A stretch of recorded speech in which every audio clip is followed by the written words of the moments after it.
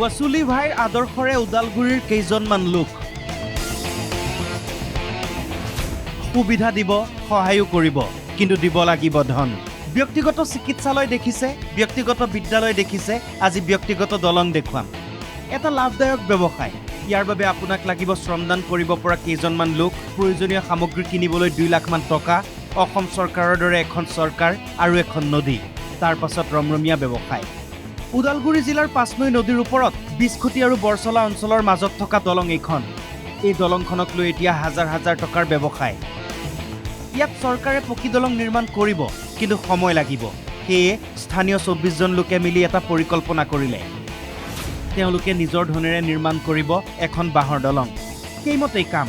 আটাই মিলি পইচা গোটাই নিজে শ্ৰমদান কৰি নিৰ্মাণ কৰিলে এই দলংখন। 2.5 মাহ পূৰ্বে উদ্বোধন হ'ল। আৰম্ভ হ'ল যান বাহনৰ চলাচল। সেয়া আছিল ইনভেষ্টমেণ্ট, এয়াৰ ৰিটাৰ্ণ বা প্ৰফিট। যান বাহন পাৰ হ'বলৈ এই দলঙৰ আছে নিৰিখ। চাইকেল 10 টকা, বাইক স্কুটি 20 টকা, 4 চকীয়া 100 টকা। সেই 24 জন লোকেই ভাগে ভাগে লয় দায়িত্ব, সংগ্ৰহ কৰে ধন। এইটো কোনো মানুহে লোৱা দিয়া নাই, মই নিজে লৈ আছোঁ। এইটো নিজে প্ৰাইভেট বান্ধিছোঁ। মন্ত্ৰী মানে এইটো আমাৰ এই নৌকাঘাট যে আছিল, এইটো অলপ ডাকত আছিল। এইটো ডাক শেষ, মানুহ অহা যোৱা কৰিবলৈ খুব অসুবিধা হৈছে। এইটো কাৰণে পাছত স্কুলৰ ছাত্ৰ আছে আমাৰ, বানাৰ ছাত্ৰ আছে আমাৰ, আৰু মাদ্ৰাছা আছে, আৰু বুঢ়া মুৰব্বী আছে।